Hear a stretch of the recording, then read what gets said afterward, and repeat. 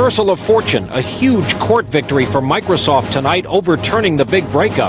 What happens next for consumers and investors? Answers tonight from Microsoft Chairman Bill Gates. Flight to justice. The man they call the butcher of the Balkans, Slobodan Milosevic, is handed over to the UN to stand trial for war crimes. The surprising story tonight, live from Yugoslavia. Staying power. Our exclusive interview tonight with Fidel Castro, up close with the communist leader about his health, even his successor. And in depth, what many regard as the new threat to homes across the country and why mold is suddenly such a danger. From NBC News World Headquarters in New York, this is NBC Nightly News with Tom Brokaw. Substituting tonight, Brian Williams. Good evening. There is news on two major fronts tonight. From Europe, word that the most notorious indicted war criminal in a generation, Slobodan Milosevic, will now be brought to trial. And in this country, a judicial shot heard round the world. The news that moved markets around the globe today, a federal appeals court ruling that says the proposed breakup of Microsoft is off. Microsoft, the MS in the NBC cable and internet venture MSNBC, is celebrating victory tonight. NBC News Justice correspondent Pete Williams begins our coverage this evening with what this all means. Pete, good evening to you. Good evening, Brian. In sparing the company a breakup, this court today strikes down much of the government's case, but it says Microsoft did break antitrust law and still faces some legal punishment. In the surprisingly unanimous vote, the federal appeals court today says a breakup cannot be justified by what's now left of the case and that the trial judge acted too hastily in ordering one. The company tonight says it lifts a huge cloud. All of us here at Microsoft see this ruling as the sunshine we have been waiting for, an endorsement of the right to go forward with the innovations that consumers want. Today's ruling says while Microsoft broke the law in the way it added its own internet browser to the company's Windows operating system, it was nonetheless legally entitled to add the browser in the first place. But the court also ruled that Microsoft's marketing to maintain dominance in its hugely popular Windows program stepped over the legal line, enough for the Justice Department to declare something of a victory. The unanimous court has concluded now that Microsoft has monopoly power and has acted unlawfully to preserve it. The ruling sends the case back for a new trial on legal punishment, but drastically scales back the case against Microsoft. And with Republicans now in control, many legal experts believe the government will now move for a settlement. During the campaign, George Bush appeared to criticize the lawsuit. I stand on the side of innovation, not litigation. And a former Clinton Justice Department lawyer says whatever punishment Microsoft gets now, it won't be severe. The end result of this whole process is going to be a slap on the wrist. It's not going to be anything nearly as drastic as a breakup of the company. Today's court ruling also says the trial judge, Thomas Penfield Jackson, improperly made critical comments about Microsoft to reporters during the trial, even saying company founder Bill Gates was arrogant like Napoleon, comments that could undermine public confidence. The ruling orders a different judge to take the case over if it goes back for a punishment trial. 19 states also joined in suing Microsoft. Both they and the Justice Department tonight are considering their legal options, whether to appeal the entire decision to the U.S. Supreme Court or go back to the courtroom over the right punishment. Brian? Pete Williams for us in Washington tonight. So what's the impact on the millions of Americans who use Microsoft products at home and at work? And what about the company's millions of stockholders? Well, for them, this was a good day. Microsoft shares surged $3.82 on the news to just under 75 before trading was halted. Microsoft is a Dow component and helped send the blue chips higher overall, up more than 131 points. The NASDAQ was also up almost 51. NBC's Ann Thompson has more tonight on the implications of Microsoft's reversal of fortune. Microsoft, the world's software superpower, now experts say unleashed to become even more dominant. Today's ruling means Microsoft can keep packaging its Windows operating system with its Internet Explorer, a gateway to the web. Wired Magazine's Washington bureau chief Declan McCullough says that's just the start. It'll allow Microsoft to glue more and more pieces of its strategy together. That is, Microsoft websites can share information with Microsoft's operating system, can share information with Microsoft Office. Already Microsoft, with systems like Windows and Office, controls more than 95% of the personal computer market. a fact that frustrates some visitors at this week's PC Expo in New York. Personally, I think it'd be a good thing if Microsoft got divided into a few different parts just for more competition in the industry. But for some vendors doing business with Microsoft, the ruling brings relief. From our perspective, it's a Microsoft world, and we're real happy about it. On Wall Street, the ruling announcement stopped trading on Microsoft for more than 3 hours. With 3 million shareholders, it's one of the most widely held stocks, up 67% this year, despite the NASDAQ plunge. Over the long term, an even more impressive investment. One $28 share purchased on the first day the company went public is now worth $10,470. I think today's decision removes a very significant risk to shareholders that the company could potentially be split up, which I would view as the equivalent of a corporate death sentence. And tonight, for competitors of Microsoft, the bottom line, observers say, get better or get beaten. Ann Thompson, NBC News, New York. And we are joined tonight from corporate headquarters by Microsoft founder and chairman Bill Gates. Mr. Gates, as decisions go, do you view this one as the final decision? And what about the feeling still out there among many that Microsoft is indeed a monopoly? Well, today's ruling is quite positive for Microsoft. It removes the cloud of breakup. It narrows what's at issue, and it allows us to go on innovating, which is what's key to us in the highest priority. Has Microsoft's business been affected while this has been going on? Well, going through a trial like this is tough on any company or any person, but I think we've done a very good job staying focused on building new products like Windows XP that we'll be coming out with later this year. Do you view the Bush administration as more promising, perhaps even openly more sympathetic to Microsoft than the Clinton years? Well, I think this ruling puts the case into a new phase. The principles that have been laid out here may allow it to be settled. If not, it'll continue at the district court level. We've always wanted there to be a settlement, and that's an angle we'll pursue at this point. Were you somewhat perversely, perhaps, the recipients of some bad judicial behavior? This judge's peers voted against him 7-0 after all. This judge, after all, referred to you using words like Napoleon, referred to your company as a murderous street gang, but now he is found to have tainted the proceedings. Well, the appeals court judges are the best ones to look at the process this judge went through, and they've decided that the process was not proper. That means that if there are continued proceedings, they'll be in front of a new judge. Founding chairman of Microsoft, Bill Gates, thank you for being with us tonight. Thank you. And late word tonight on another antitrust issue involving NBC's parent company, General Electric. European Union regulators tonight rejected GE's attempt to save its $41 billion bid to buy Honeywell International. The new proposal included spinning off one company unit to satisfy antitrust objections, which in the end was deemed not enough. And now to today's extraordinary news overseas. Slobodan Milosevic, the former president of Yugoslavia, the man the U.S. and NATO forces waged a bombing campaign against, arguably the reason the U.S. committed the troops that are still in that region tonight. He has been forcibly turned over to UN court to be tried for crimes against humanity.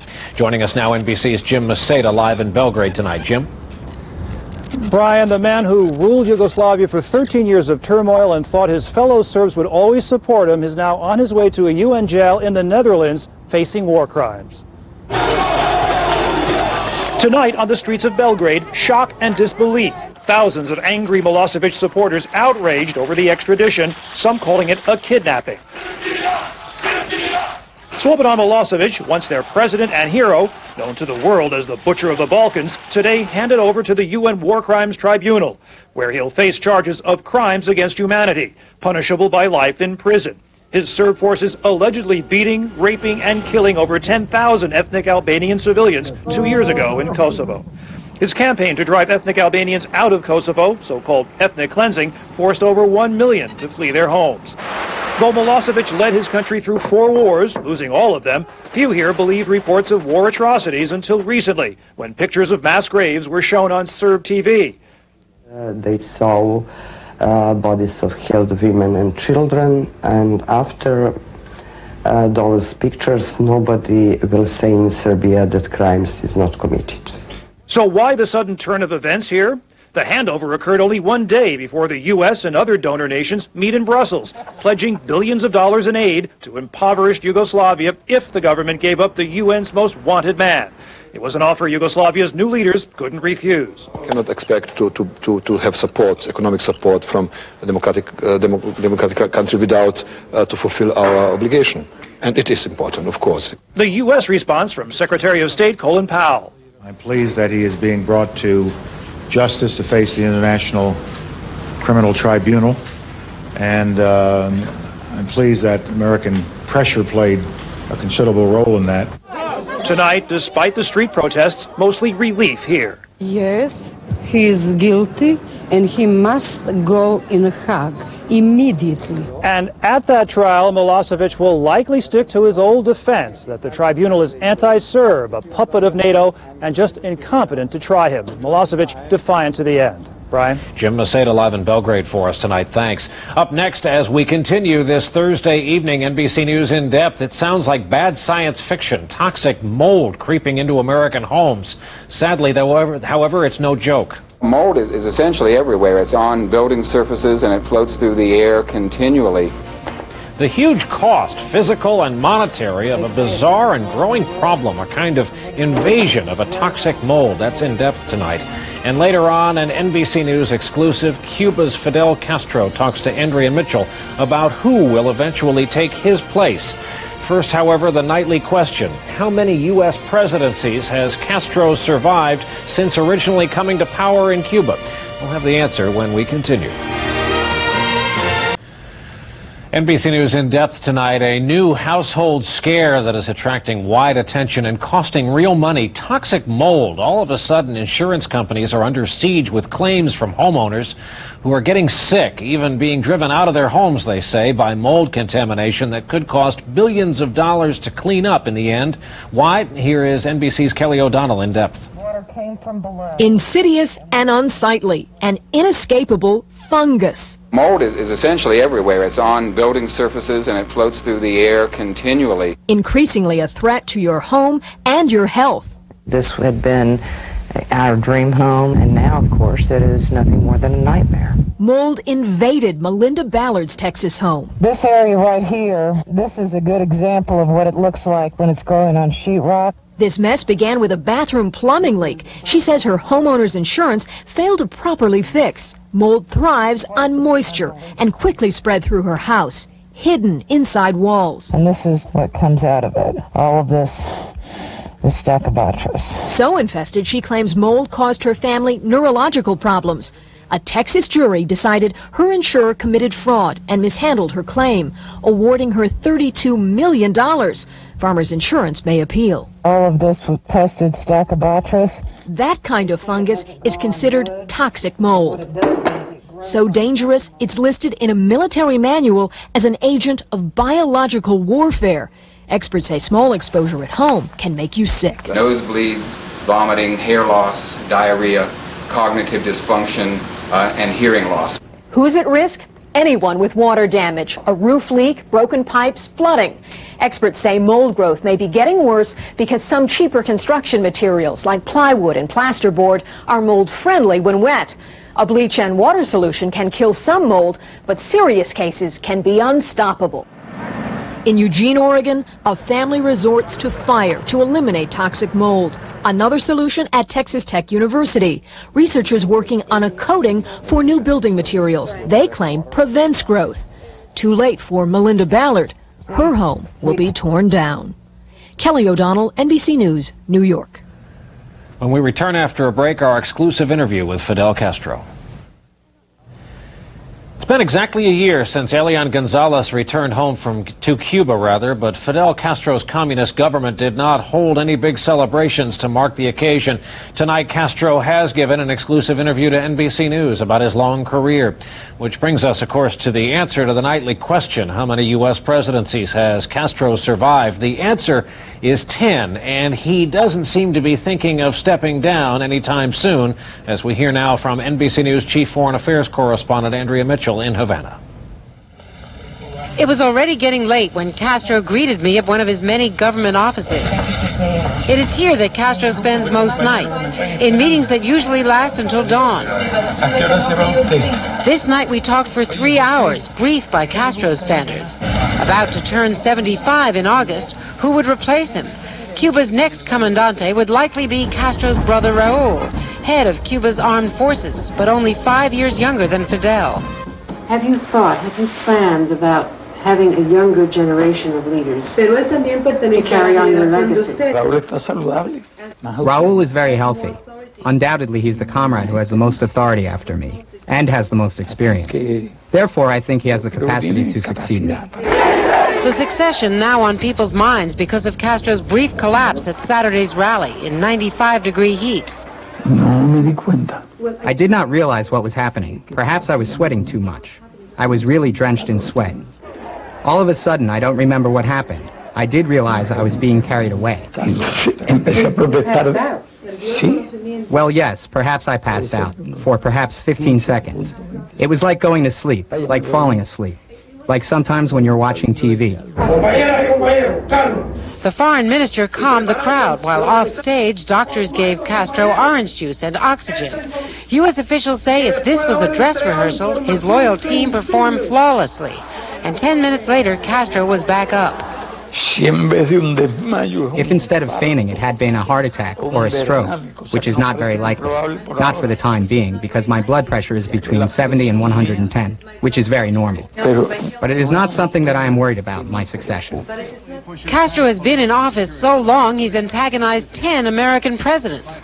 Now he's sizing up George W. Bush, especially because of Bush's close political and family ties to anti-Castro voters in Florida. Do you see any chance of better relations, or do you see a potential crisis here? He was not elected. He was appointed President of the United States. He would say that the elections here, that there isn't real choice here. It's not my fault he's ignorant. Castro was combative when I asked why he won't hold free elections or release political prisoners, as 40 years of presidents of the United States have been demanding. In fact, Castro says that that his revolution will outlive him, and the man I saw last night certainly showed no signs of yielding power anytime soon. Brian? Andrea Mitchell reporting tonight from Havana. Thanks. We'll take a break. When we come back, remembering Jack Lemmon. Jack Lemmon died this morning at the age of 76. As radio and television carried the news throughout the day, many Americans were surprised to learn he was a Harvard graduate, probably because he seemed so much like all of the rest of us. Hollywood tonight is mourning the loss of the actor's actor, while his fans just feel like they lost a friend. Here is NBC's George Lewis. What kind of a girl do you think I am, Mr. Fielding?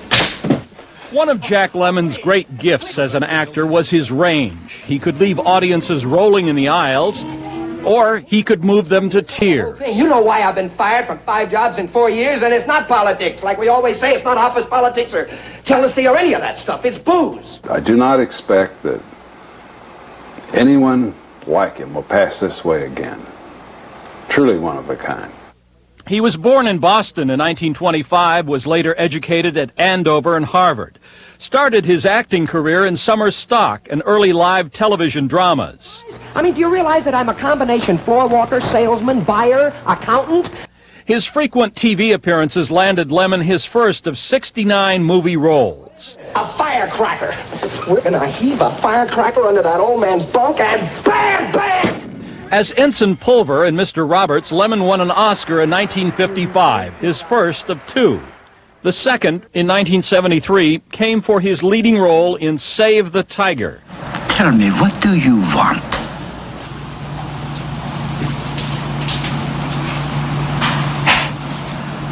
Another season. Lemmon and his longtime best friend, the late Walter Matthau, teamed up for 8 movies. Perhaps the most memorable one, The Odd Couple in 1968. You took me in here, you gave me a place to live, you gave me something to live for. I'm never gonna forget you for that, Oscar. You're tops with me. If I've just been told off, I think I may have missed it. Jack Lemmon leaves behind his second wife, Felicia, 2 children, and a stepdaughter. I think apart from being an extraordinary artist and an amazing human being, I think he'd like to be remembered as a man who cared deeply about his family. We must love one another, or die. We must.